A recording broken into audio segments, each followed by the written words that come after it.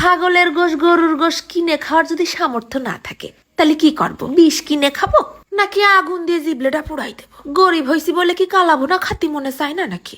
আসসালামু আলাইকুম। কি আর করি, ওই পোল্ট্রি মুরগি দিয়েই কাম চালাতে হবে। অনেকদিন ধরেই মন মন করছিল একটু কালাভুনা খাই, তাই আবার দৌড়ই যে 1 কেজি পোল্ট্রি মুরগির গোশ কিনে আনিলাম। মুরগি দিয়েই হবে আজকে কালাভুনা। ধুয়ে সুন্দর করে পানি ঝরাই নিছি, উপর দিয়ে আবার ফেলাই দিলাম পেঁয়াজ ফেরেস্তা।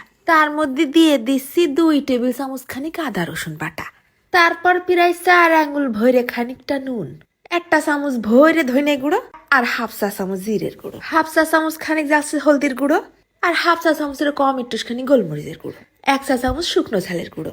তারপর খুব সুন্দর করে মাখাই নেবো। খুদা সে কাঁচা পেঁয়াজ দিতে ভুলে গেছি।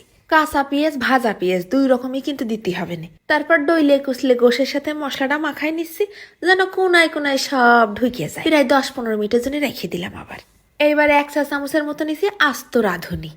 তারপরে যাচ্ছে 4-5টা লবঙ্গ, 2 তেজপাতা ছিঁড়ে দিয়ে দিছি। আবার তারপর দিচ্ছি 1/2 চা চামচের মতন মৌরি। এইগুলো সব সুন্দর করে খালি কড়াইতে গরম করে নিয়ে সাথে সাথে নামাই ফেলাই দিছি শিলপাটার পর। মিহিন করে গুঁড়ো করে নেই। গুঁড়ো হয়ে গেলে মশলাটা একটা বাটিতে তুলে রেখে দৌড়ই চলে গেছি কড়াইয়ের তেলের কাছে। যেই তেলে পেঁয়াজ ভাজিলাম ওই তেলের মধ্যেই গোশগুলো ছেড়ে দিছি। গামলাটা ধুয়ে আবার একটুখানি পানিও দিয়ে দিছি। আর কিন্তু এতে পানি টানি দেবো না, কম আঁচে রেখে দিলে গোশেরতে পানি ছাড়বে না, তাতেই সব গোশ সিদ্ধ হয়ে যাবে না। গোশ ফুটা শুরু হলে দিয়ে দিলাম 1 টেবিল চামচ খানিক গরম মশলা। ঢাইকে দিয়ে 5 মিনিট পর খোলার সাথে সাথেই দেখলাম গ্যালন খানিক পানি ছাড়িছে। সুন্দর করে নেড়ে চেড়ে উল্টে পাল্টে দিতেই হবে না যেন সব গোশটুক সমান সিদ্ধ হয়ে যায়।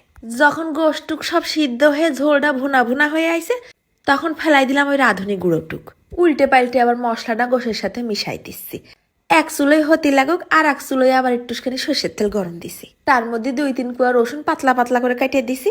আর দিয়ে দিলাম বেশ 1 ইঞ্চি সাইজের 1 টুকরো আদা কুচি। কিছু সময় ভাজতে ভাজতে লাল লাল হয়ে ফাইন একটা ঘিরান বেরোলি সব আদা রসুন মাল মশলাগুলো আবার গোশের ভিতরে ঢেলে দেব। মাত্র 1 মিনিট কিন্তু সময় পাবা, সাথে সাথে নাড়ে আবার ঢাকে দিতে হবে, ঘিরানটা যেন উড়ে না যায়। পুরো রান্নাঘর ঘিরানে ভরপুর, দাঁড়ানো যাচ্ছে না মোটে। এরম করে মুরগির কালাভুনা যদি রাইন্দে মানুষের সামনে দেও ভুলতে পারবেন না নে।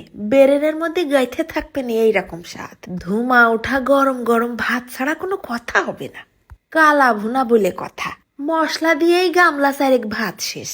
একটুখানি মশলা দিয়ে 4-5 গাল ভাত মাখানো যায়। ঘিরান ছাড়িছে কি, রাঁধুনি মশলা দিছি না, কি ঝাল হইছে বাবারে। ফোড়নে যে রসুনগুলো দিলাম তাও গলে গেছে। ভাজা আদা রসুনের ফ্লেভার ভরপুর।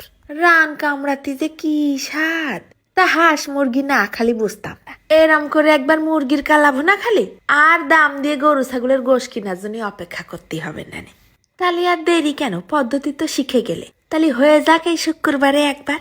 খাতে খাতেই আজকে চলে যাচ্ছি। ধন্যবাদ।